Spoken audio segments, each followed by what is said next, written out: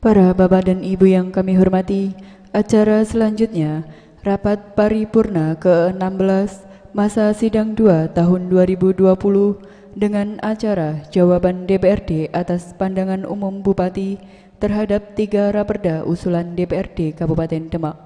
Selanjutnya pembukaan Rapat Paripurna oleh pimpinan rapat. Bismillahirrahmanirrahim. Assalamualaikum warahmatullahi wabarakatuh. Memasuki agenda kegiatan rapat berikutnya pada hari ini, kami sampaikan sebagaimana dalam rapat paripurna sebelumnya bahwa anggota DPRD yang telah menandatangani daftar hadir sebanyak 40 orang dan sesuai dengan peraturan tata tertib DPRD maka rapat telah memenuhi quorum. Untuk itu dengan mengucap Bismillahirrahmanirrahim, rapat paripurna ke-16 masa sidang kedua tahun 2020 dengan acara Jawaban DPRD atas Pandangan Umum Bupati terhadap 3 raperda usulan DPRD Kabupaten Demak, yaitu 1. Raperda tentang tata cara penyusunan peraturan daerah dan produk hukum daerah. 2. Raperda tentang pembangunan kawasan perdesaan. 3. Raperda tentang bantuan hukum bagi orang miskin.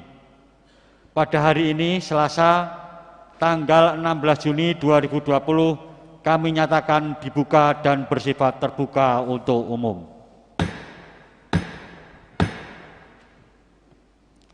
Rapat DPRD dan hadirin yang berbahagia, sebagaimana kita ketahui bersama, setelah Saudara Bupati Demak menyampaikan pandangan umum terhadap raperda usulan DPRD pada tanggal 11 Juni 2020, maka sesuai dengan agenda yang telah dijadwalkan dalam Surat Keputusan Badan Musyawarah DPRD Kabupaten Demak nomor 4 tahun 2020 tentang jadwal kegiatan Dewan Perwakilan Rakyat Daerah Kabupaten Demak tahun 2020, pada hari ini Selasa tanggal 16 Juni 2020 merupakan agenda rapat paripurna jawaban DPRD atas pandangan umum Bupati terhadap 3 raperda usulan DPRD Kabupaten Demak. Selanjutnya akan dibacakan jawaban DPRD atas pandangan umum Bupati Demak terhadap 3 raperda usulan DPRD Kabupaten Demak yang akan disampaikan oleh pimpinan Bapemperda DPRD Kabupaten Demak. Untuk itu kami mengharap kepada segenap hadirin untuk dapat mendengarkan dengan seksama. Kepada yang terhormat pimpinan Bapemperda DPRD Kabupaten Demak dipersilahkan.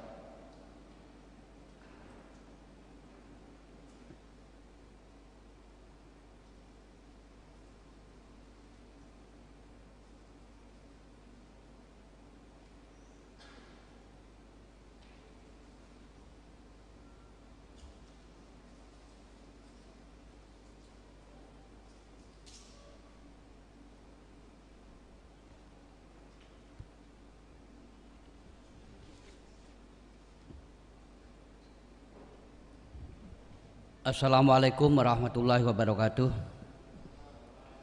Jawaban DPRD atas pandangan umum terhadap 3 raperda usulan DPRD Kabupaten Demak. Yang kami hormati Saudara Ketua dan para Wakil Ketua DPRD Kabupaten Demak. Yang kami hormati Saudara Bupati dan juga Sekretaris Daerah, Sekretaris Dewan, Forkombinda yang saya hormati, para peserta rapat paripurna yang saya hormati pula.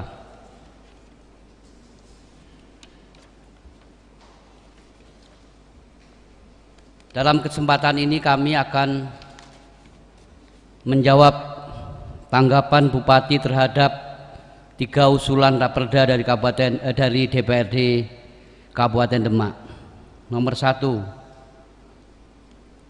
raperda tentang peraturan daerah dan produk hukum daerah. Menanggapi judul raperda, kami menyarankan judul diubah menjadi pedoman pembentukan produk hukum daerah. Hal ini dikarenakan peraturan daerah merupakan produk hukum daerah.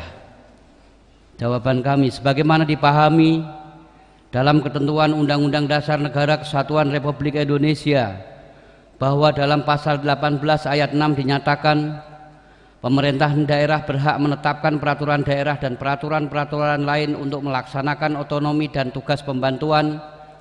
Tentunya berangkat filosofi yang demikian menjadikan penyebutan judul raperda yang kami susun adalah tata cara pembentukan peraturan daerah dan produk hukum daerah. Namun adanya masukan dari kepala daerah akan menjadi kajian tersendiri nantinya, baik secara filosofi, sosiologis maupun yuridis, apakah memungkinkan disatukan dengan judul raperda tentang tata cara pembentukan produk hukum daerah. 2. Ketentuan dasar hukum mengingat agar dapat ditambahkan Undang-Undang Nomor 12 Tahun 2011 tentang pembentukan peraturan perundang-undangan sebagaimana telah diubah dengan Undang-Undang Nomor 15 Tahun 2019 tentang perubahan atas Undang-Undang Nomor 12 Tahun 2011 tentang pembentukan peraturan perundang-undangan. Dalam bagian konsideran memang sebaiknya memuat peraturan perundang-undangan yang menjadi rujukan dan derajatnya lebih tinggi. Kami menilai upaya untuk memasukkan ketentuan yang terdapat dalam Undang-Undang Nomor 12 Tahun 2011 tentang pembentukan peraturan perundang-undangan sebagaimana telah diubah dengan Undang-Undang Nomor 15 Tahun 2019 tentang perubahan atas Undang-Undang Nomor 12 Tahun 2011 tentang pembentukan peraturan perundang-undangan menjadi salah satu alternatif untuk kami pertimbangkan dalam memperkuat materi peraturan perundang-undangan nantinya. 3. Terkait dengan adanya penulisan kata provinsi dalam raperda, mohon agar dapat dihapus dan disesuaikan. Adanya penulisan kata provinsi akan kami sesuaikan sebagaimana mestinya sesuai dengan pedoman penulisan pembentukan peraturan perundang-undangan yang salah satunya mengacu pada ketentuan yang terdapat dalam Undang-Undang Nomor 12 Tahun 2011 tentang pembentukan peraturan perundang-undangan sebagaimana telah diubah dengan Undang-Undang Nomor 15 Tahun 2011 tentang perubahan atas Undang-Undang Nomor 12 Tahun 2011 tentang pembentukan peraturan perundang-undangan.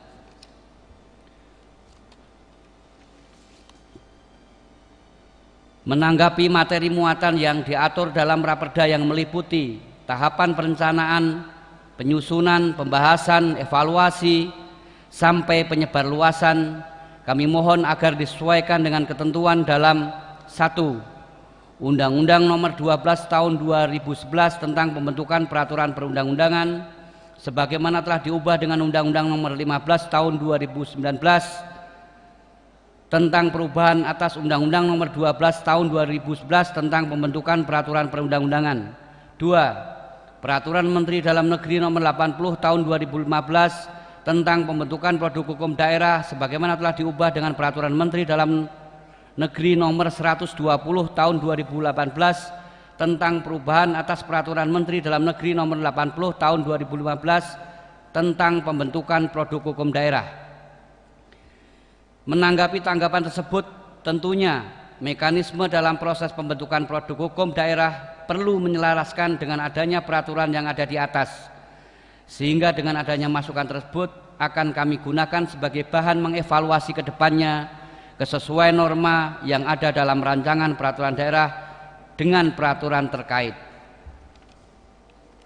Berikutnya, dalam raperda hanya mengatur masalah proses pembentukan peraturan daerah, padahal produk hukum daerah sebagaimana dimaksud dalam Peraturan Menteri Dalam Negeri Nomor 80 Tahun 2015 tentang pembentukan produk hukum daerah terdiri dari peraturan daerah, peraturan kepala daerah, peraturan bersama kepala daerah, peraturan DPRD, keputusan kepala daerah, keputusan DPRD, keputusan pimpinan DPRD dan keputusan Badan Kehormatan DPRD. Mohon ditinjau ulang. Sebagaimana telah kami jawab dalam tanggapan Bupati sesuai poin pertama, terdapat landasan filosofis yang kami gunakan sebagai dasar. Akan tetapi berangkat dari masukan kepala daerah tersebut akan kami gunakan kembali untuk melakukan kajian secara komprehensif atas penyebutan rancangan peraturan daerah tentang tata cara pembentukan produk hukum daerah, bahkan termasuk mengakomodir pengaturan terkait tata cara pembentukan peraturan desa. Dalam Raperda tidak tercantum penjelasan Raperda, mohon dapat dilengkapi. Bagian penjelasan substansinya merupakan bentuk memperjelas ketentuan yang terdapat pengaturan pasal per pasal. Penjelasan tidaklah berisi pengaturan, oleh karenanya kami berinisiatif penjelasan tetap akan kami uraikan setelah draft rancangan peraturan daerah sudah sesuai dengan teknis penyusunan peraturan perundang-undangan sebagaimana mestinya dan mendapatkan masukan dalam proses pembahasan frase. Saya ulangi, sebagaimana mestinya dan mendapatkan masukan dalam proses pembahasan frase apa saja yang seyogyanya harus mendapatkan penjelasan dalam bagian penjelasan peraturan. Terkait dengan hal-hal dan ketentuan yang sifatnya teknis pelaksanaannya dalam Raperda, maka kami menyarankan agar diakomodir dalam peraturan Bupati sebagai peraturan pelaksananya. Berkaitan dengan masukan hal yang sifatnya teknis untuk diakomodir dalam peraturan Bupati, memang sudah seharusnya demikian sepanjang sifat ketentuan atau norma yang merupakan kebijakan hukum terbuka, open legal policy, sehingga dapat memudahkan kepala daerah untuk menjalankan pengaturan sebagaimana mestinya. Kedua, tanggapan atas Raperda pembentukan kawasan pedesaan. 1. Dalam ketentuan umum pasal 1 Raperda agar ditambahkan pengertian mengenai pemerintah desa dan penulisan pengertian pihak ketiga tercantum berulang pada angka 4 dan angka 17, mohon tanggapannya. Terima kasih, masukan diterima untuk perbaikan dan penulisan double telah kami perbaiki. Menanggapi pasal 4 huruf C Raperda pelaporan dan evaluasi pembangunan kawasan pedesaan sesuai dengan peraturan Menteri Desa dan PDTT nomor 5 tahun 2016 tentang pembangunan kawasan pedesaan, mohon hal ini dapat ditinjau kembali dan disesuaikan. Substansi keduanya sama, tidak ada yang bertentangan, hanya dalam penyusunan norma kami tata ulang untuk mempermudah dan memperjelas bagian-bagian tertentu. Dalam pasal tersebut ada penambahan kelembagaan yang merupakan salah satu substansi dari Raperda sebagaimana telah dicantumkan dalam norma-norma selanjutnya.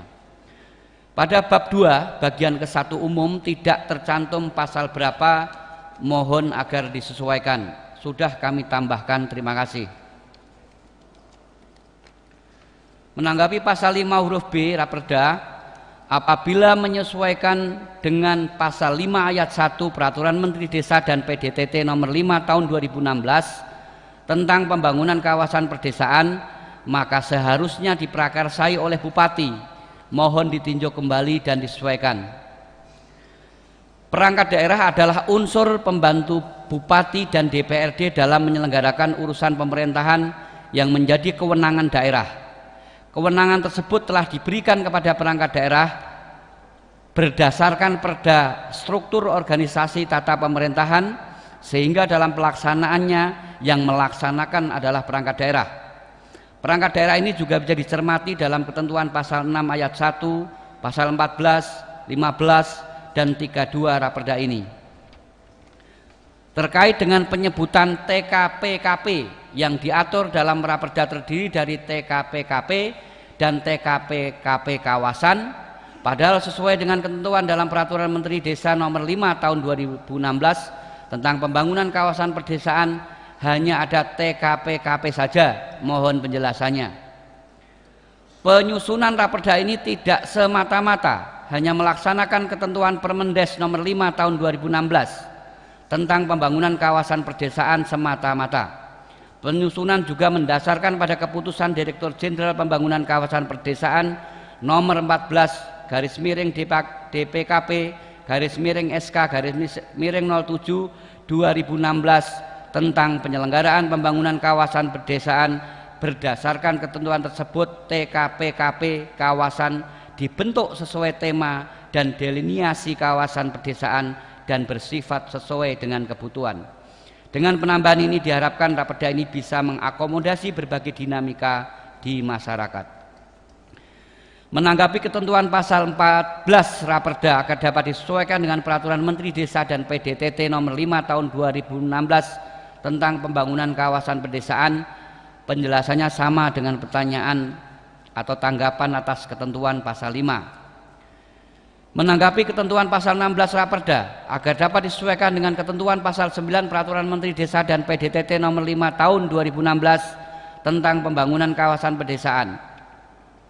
Ketentuan pasal 16 Raperda ini secara substansi sama dengan pasal 9 Peraturan Menteri Desa dan PDTT nomor 5 tahun 2016 tentang pembangunan kawasan pedesaan. Kami menormakan dengan urutan yang berbeda untuk memberikan penekanan kepada bagian-bagian tertentu. Selain itu, tidak ada ketentuan yang mengharuskan rumusan norma harus sama persis dengan norma yang menjadi acuannya. Menanggapi ketentuan bab 4 pelaporan dan evaluasi pembangunan kawasan pedesaan agar disesuaikan dengan ketentuan pasal 13 dan pasal 14 Peraturan Menteri Desa PDTT nomor 5 tahun 2016 tentang pembangunan kawasan pedesaan. Penyusunan norma dalam perda mengakomodasi peraturan lain seperti keputusan Dirjen Pembangunan Kawasan Pedesaan nomor 14/DPKP/SK 07/2016 tentang penyelenggaraan pembangunan kawasan pedesaan, sehingga penyusunan norma tidak bisa sama persis dengan ketentuan dalam Permendes nomor 5 tahun 2016 tentang pembangunan kawasan pedesaannya. Menanggapi ketentuan pasal 13 agar dapat disesuaikan dengan ketentuan pasal 19 Peraturan Menteri Desa PDTT nomor 5 tahun 2016 tentang pembangunan kawasan pedesaan. Substansi pasal 3 Raperda ini tentang tugas TKPKP tidak semata-mata mengacu ketentuan pasal 19 Peraturan Desa dan PDT nomor 5 tahun 2016 tentang pembangunan kawasan pedesaan, namun juga keputusan Direktur Jenderal Pembangunan Kawasan Pedesaan nomor yang telah saya sebutkan di atas. Terkait dengan adanya penulisan kata wali kota dan kota dalam Raperda, mohon agar dihapus dan disesuaikan. Sudah kami sesuaikan. Mohon agar dapat ditambahkan 2 bab baru yang mengatur khusus mengenai pendanaan dan pembinaan sebagaimana yang tercantum dalam ketentuan pasal 21, pasal 22, pasal 23 Peraturan Menteri Desa dan PDTT nomor 5 tahun 2016 tentang pembangunan kawasan pedesaan. Penyelenggaraan pembangunan kawasan pedesaan di daerah dilaksanakan oleh TKPKP yang dibentuk oleh Bupati, oleh karenanya Binwas dilakukan oleh Bupati. Terkait dengan kelembagaan dan tugasnya telah dirumuskan dalam pasal 31 sampai dengan pasal 30 Raperda ini. Terkait dengan penambahan bab tentang pendanaan penyelenggaraan pembangunan kawasan pedesaan, dapat kami sampaikan bahwa pendanaan terdiri atas tahapan 1. Pengusulan kawasan pedesaan dibiayai dari dana desa, penetapan kawasan pedesaan dibiayai dari dana desa, perencanaan kawasan pedesaan dibiayai dari dana desa, pelaksanaan pembangunan kawasan pedesaan terdiri dari A. Pembangunan berskala lokal desa dapat didanai dari A. Anggaran pendapatan dan belanja desa, 2. Sektor yang bersumber dari APBN dan atau 3. APBD. B. Pembangunan berskala kawasan dapat didanai dari 1. Anggaran pendapatan dan belanja daerah dan atau sumber lain yang sah dan tidak mengikat. Mengenai pembiayaan untuk pelaksanaan pembangunan kawasan pedesaan telah dirumuskan dalam pasal 22 sampai dengan pasal 29 Raperda ini. Untuk memperjelas skema pendanaan yang berasal dari pusat, maka akan kami tambahkan 1 pasal. Pasal 21 ayat 1, pendanaan penugasan dari pemerintah pusat kepada daerah atau kabupaten atau kota untuk melaksanakan urusan pemerintahan bidang pemberdayaan masyarakat dan desa berupa pembangunan kawasan pedesaan berdasarkan azas tugas pembantuan berasal dari DAK dan atau dana tugas pembantuan. 2. Pendanaan penugasan dari pemerintah daerah provinsi kepada daerah kabupaten kota untuk melaksanakan urusan pemerintahan bidang pemberdayaan masyarakat dan desa berupa pembangunan kawasan perdesaan berdasarkan azas tugas pembantuan berasal dari dana tugas pembantuan. Terkait dengan hal-hal dan ketentuan yang sifatnya teknis sebagaimana tercantum dalam pasal 6, pasal 10, pasal 12, pasal 13 dan pasal 21 dan seluruh format lampiran dalam Raperda, maka kami menyarankan agar diakomodir dalam peraturan Bupati sebagai peraturan pelaksana. Sepanjang tidak terkait langsung dengan teknis administrasi seperti form pengajuan, persyaratan, kami tempatkan dalam lampiran peraturan daerah sebagai bagian yang tidak terpisahkan dari Raperda ini. Harapannya agar Raperda ini aplikatif dan dapat langsung diterapkan tanpa menunggu terbitnya peraturan pelaksana. Tanggapan atas Raperda bantuan hukum orang miskin.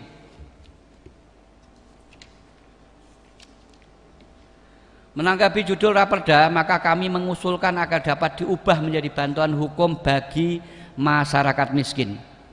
Berdasarkan ketentuan-ketentuan pasal 1 ayat 2 Undang-Undang Nomor 16 Tahun 2011 tentang bantuan hukum, dijelaskan bahwa penerima bantuan hukum adalah orang miskin atau kelompok orang miskin.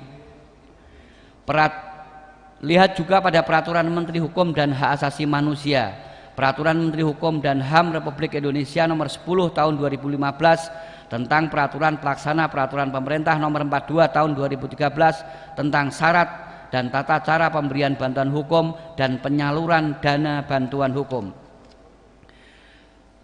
Ketentuan hukum agar dimasukkan ketentuan sebagai berikut: Undang-Undang Nomor 18 Tahun 2013 tentang advokat, Undang-Undang Nomor 48 Tahun 2009 tentang kekuasaan kehakiman, Undang-Undang Nomor 12 Tahun 2011 tentang pembentukan peraturan perundang-undangan, Undang-Undang Nomor 15 Tahun 2011 tentang perubahan Undang-Undang Nomor 12 Tahun 2019. Masukan diterima. Terima kasih. Dalam ketentuan umum Raperda agar dapat disesuaikan dengan ketentuan umum dalam Undang-Undang Nomor 16 Tahun 2011 tentang bantuan hukum. Ketentuan dalam Raperda didasarkan pada istilah-istilah yang dipergunakan dalam peraturan daerah yang jumlahnya lebih banyak dari ketentuan di dalam undang-undang. Hal ini karena Raperda mengakomodasi ketentuan PP Nomor 43 Tahun 2013 tentang syarat dan tata cara pemberian bantuan hukum dan penyaluran dana bantuan hukum. Di samping itu juga mengakomodasi ketentuan Permenkumham Nomor 10 Tahun 2015 tentang pelaksanaan PP Nomor 43 Tahun 2013, syarat dan tata cara pemberian bantuan hukum dan penyaluran dana bantuan hukum. Menanggapi pasal 2 mengenai azas bantuan hukum dapat disesuaikan dengan ketentuan pasal 2 Undang-Undang Nomor 16 Tahun 2011, mohon ditinjau kembali dan disesuaikan. Bantuan hukum dilaksanakan berdasarkan azas keadilan, persamaan kedudukan di dalam hukum, keterbukaan, efisiensi, efektivitas, dan akuntabilitas. Kami menambahkan 2 azas, yaitu kemanusiaan dan non-diskriminatif. Yang dimaksud dengan azas kemanusiaan adalah penyediaan bantuan hukum kepada orang miskin sebagai upaya terarah, terpadu, dan berkelanjutan yang dilakukan oleh pemerintah daerah dalam memberikan perlindungan, penghormatan hak-hak asasi manusia, serta harkat dan martabat setiap warga negara dan penduduk Indonesia secara proporsional. Yang dimaksud dengan azas non-diskriminasi adalah penyediaan bantuan hukum kepada fakir miskin sebagai upaya yang terarah, terpadu, berkelanjutan yang dilakukan oleh pemerintah daerah yang diberikan atas dasar persamaan tanpa membedakan asal, suku, agama, ras, dan antar golongan. Kedua, azas ini kami tambahkan untuk mendasari berbagai muatan lokal dari Perda sebagaimana ketentuan Undang-Undang Nomor 12 Tahun 2011 tentang pembentukan peraturan perundang-undangan yang kemudian diubah dalam Undang-Undang Nomor 15 Tahun 2019 tentang perubahan Undang-Undang Nomor 12 Tahun 2011. Penjelasan lebih lanjut tentang kedua azas ini telah kami tuangkan di dalam naskah akademik. Menanggapi pasal 14 ayat 2 huruf C agar disesuaikan dengan ketentuan dalam pasal 14 ayat 1 huruf C Undang-Undang Nomor 16 Tahun 2011 tentang bantuan hukum, mohon tanggapannya. Bahwa syarat dan tata cara pemberian bantuan hukum sebagaimana diatur dalam Undang-Undang 16 tahun 2011 diatur lebih lanjut oleh Peraturan Pemerintah Nomor 42 tahun 2013 dan standar bantuan hukum didelegasikan pengaturannya kepada Menteri Hukum dan HAM melalui Permenkumham Nomor 10 tahun 2015 sebagaimana telah diubah dengan Permenkumham Nomor 63 tahun 2016. Sejalan perintah Undang-Undang 23 tahun 2014 bahwa norma, standar, prosedur dan kriteria yang berupa ketentuan peraturan perundang-undangan yang ditetapkan oleh pemerintah pusat sebagai pedoman dalam penyelenggaraan urusan pemerintahan yang menjadi kewenangan daerah. Dalam pembentukan perda tidak lagi menyalin ulang norma hukum dari undang-undang, tetapi harus berpedoman pada norma, standar, prosedur dan kriteria. Dalam hal ini rumusan norma pasal 14 ayat 2 huruf C Raperda harus berpedoman atau merujuk pada pasal 34 Permenkumham nomor 10 2015 sebagaimana telah diubah dengan Permenkumham 63 tahun 2016, tidak lagi pada pasal 14 ayat 1 huruf C Undang-Undang 16 tahun 2011. Menanggapi ketentuan pasal 16 mohon dapat disesuaikan dengan ketentuan dalam pasal 7 Permenkumham nomor 10 tahun 2015, mohon ini dapat disesuaikan. Dalam Raperda bantuan hukum non litigasi dilaksanakan oleh advokat, dosen hukum dan mahasiswa Fakultas Hukum, sementara berdasarkan pasal 7 Permenkumham dinyatakan pemberian bantuan hukum secara non litigasi dapat dilakukan oleh advokat, paralegal, dosen dan mahasiswa Fakultas Hukum di lingkup pemberi bantuan hukum yang telah diakreditasi oleh Menteri sesuai dengan ketentuan peraturan perundang-undangan. Legal standing paralegal telah dibatalkan oleh putusan Mahkamah Agung bernomor 22/HUM/2018 tentang uji materi atas Permenkumham nomor 1 tahun 2018 tentang paralegal dalam pemberian bantuan hukum. Ketentuan mengenai teknis pelaksanaan dari bantuan hukum non litigasi sebagaimana dimaksud dalam pasal 18 sampai dengan 52, maka kami menyarankan agar diatur lebih lanjut dalam peraturan Bupati sebagai peraturan pelaksana. Ketentuan pada pasal 18 sampai dengan 52 itu berisi berbagai aspek non teknik penyelenggaraan bantuan hukum seperti bentuk kegiatan, persyaratan, format formulir. Apabila substansi tersebut diatur dalam peraturan pelaksana, maka perda ini menjadi tidak aplikatif mengingat adanya kecenderungan penyusunan peraturan pelaksana yang sering lama. Menanggapi pasal 53 huruf D, mohon dapat disesuaikan dengan ketentuan dalam pasal 8 Permenkumham nomor 10 tahun 2015.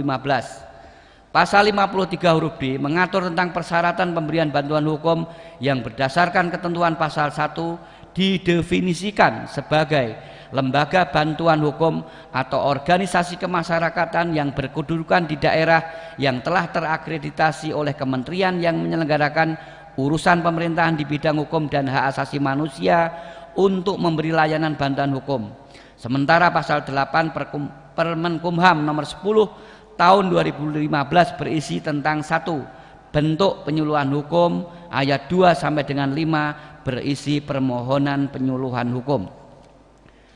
Ketentuan pasal 54 sampai dengan pasal 57 mengatur mengenai teknis pelaksanaan bantuan hukum, maka kami menyarankan agar diatur lebih lanjut dalam peraturan Bupati sebagai peraturan pelaksananya. Penjelasan pasal 54 sampai dengan 57 tidak berisi hal-hal yang teknis sehingga tetap kami cantumkan dalam batang tubuh.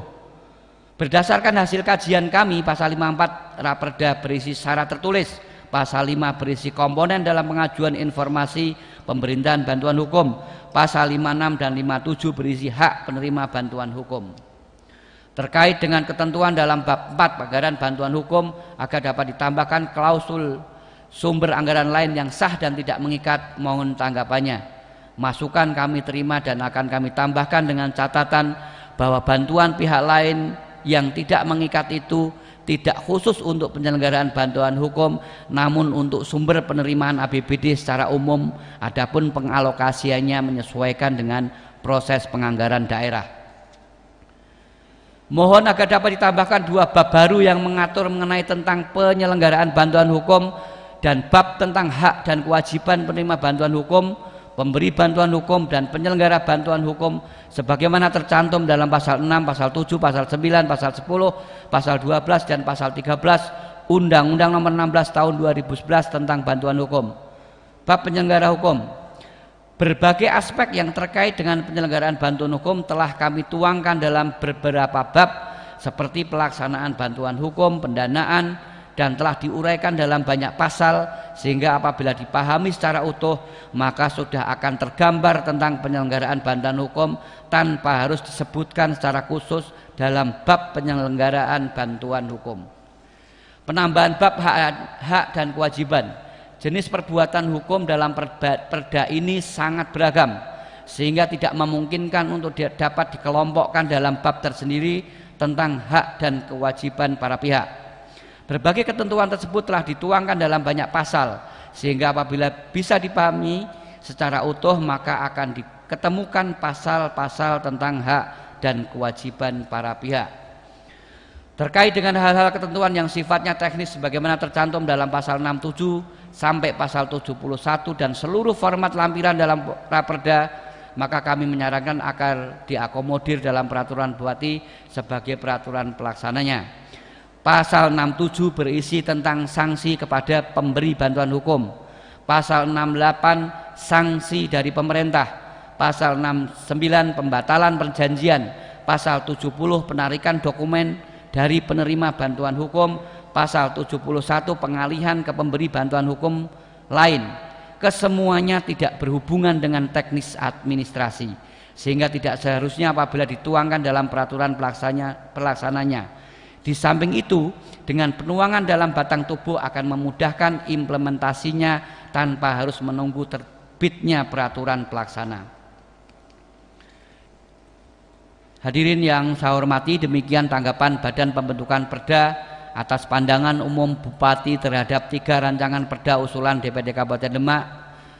Selanjutnya kami serahkan sepenuhnya dinamikanya kepada Pansus. Kurang lebihnya mohon maaf, terima kasih. Wallahu muwaffiq ila aqwamit thoriq. Wassalamualaikum warahmatullahi wabarakatuh.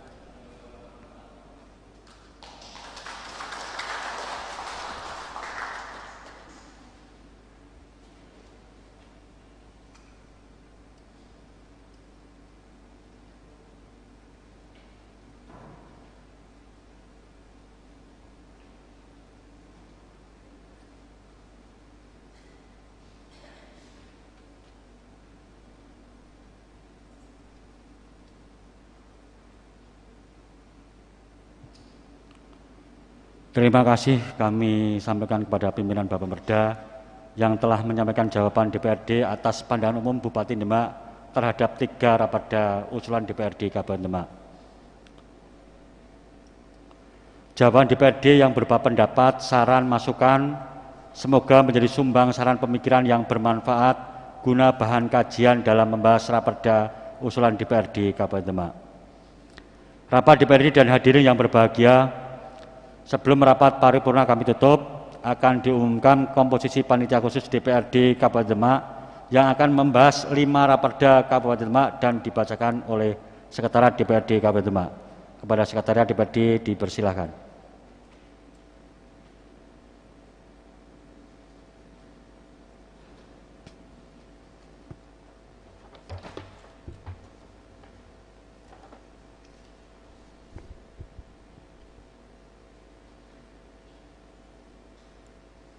Bismillahirrahmanirrahim.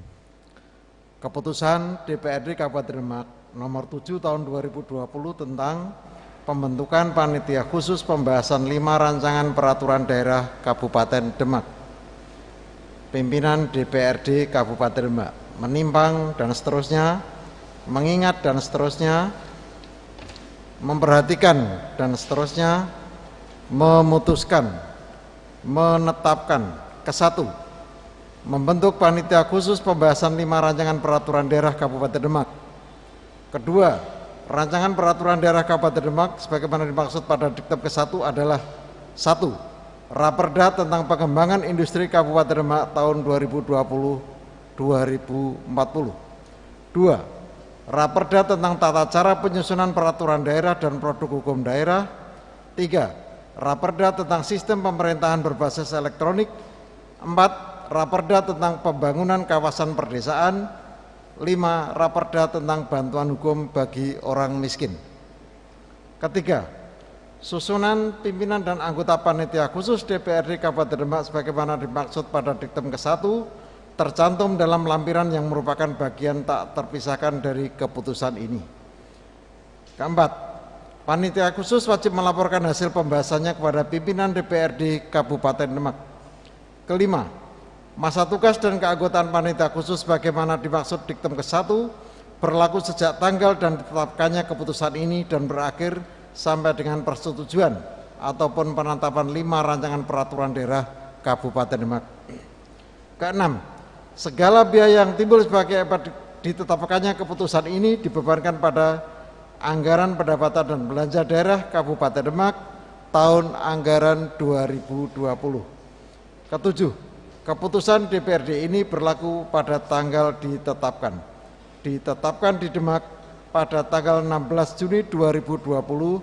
Dewan Perwakilan Rakyat Daerah Kabupaten Demak, Ketua S. Fahrudin Bisri Slamet, cap ditandatangani. Lampiran keputusan DPRD Kabupaten Demak nomor 7 tahun 2020 tanggal 16 Juni 2020 tentang pembentukan panitia khusus pembahasan 5 rancangan peraturan daerah Kabupaten Demak. A. Panitia khusus A bertugas membahas 1. Raperda tentang pengembangan industri Kabupaten Demak tahun 2020-2040. 2. Raperda tentang tata cara penyusunan peraturan daerah dan produk hukum daerah. Susunan pimpinan dan anggota panitia khusus A Dewan Perwakilan Rakyat Daerah Kabupaten Demak. Ketua merangkap anggota H. Edi Sayuti ST. Wakil Ketua merangkap anggota Tati Sulistiani Eza. Sekretaris merangkap anggota H. Marwan. Anggota 1. H. Sutresno. 2. Hermin Widyawati SPD. 3. Saiful Hadi SOSMH. 4. H. Safi'i Afandi SPD. 5. H. Muktikolil Eza. 6. Gunawan AMD. 7. Ibrahim Suyuti Eza. 8. Khalid Muktiono AMD. 9. Sri Rezeki.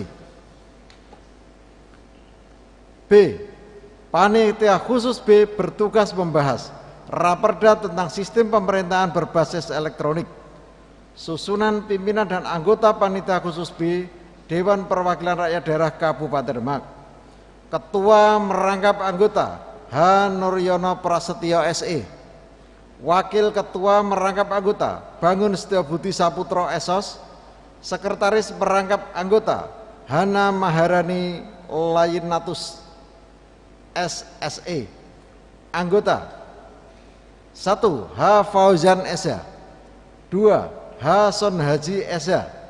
3. Ahmad Mansur SE. 4. Jayadi. 5. Siti Khairiyah SE. 6. H. Rumain. 7. H. Ngasman AMD. 8. H. Nurul Muttaqin SHIMH.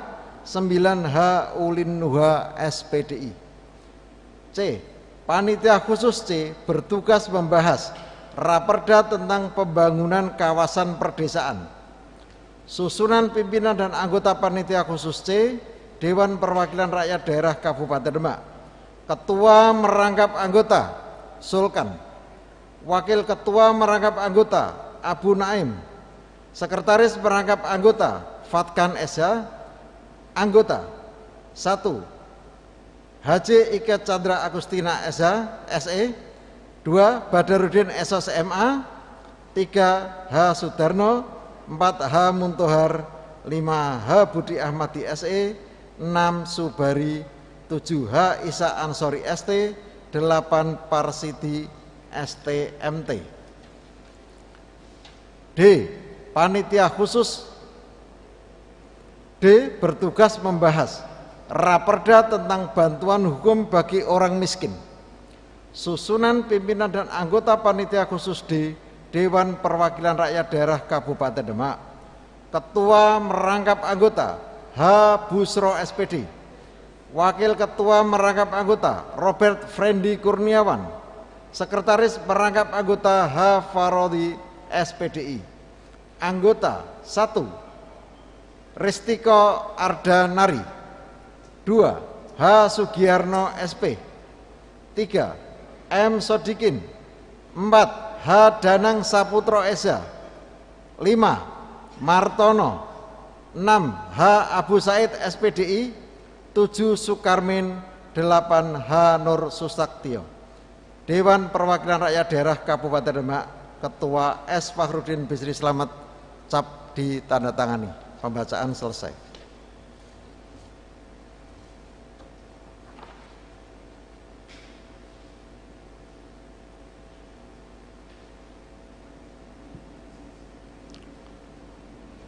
Terima kasih kepada sekretariat yang telah membacakan komposisi panitia khusus DPRD Kabupaten Demak.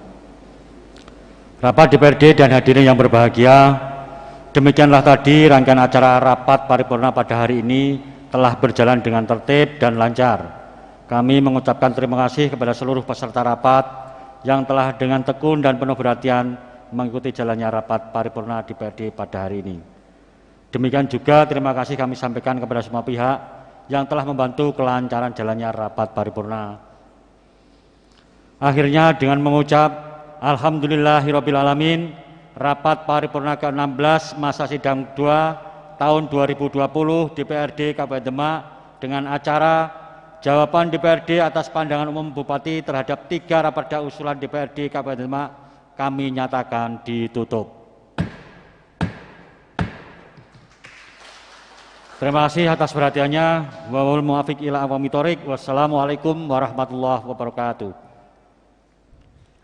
Para Bapak dan Ibu yang kami hormati, dengan demikian usai sudah seluruh rangkaian acara pada hari ini. Terima kasih atas segala perhatian dan kehadirannya. Wassalamualaikum warahmatullahi wabarakatuh.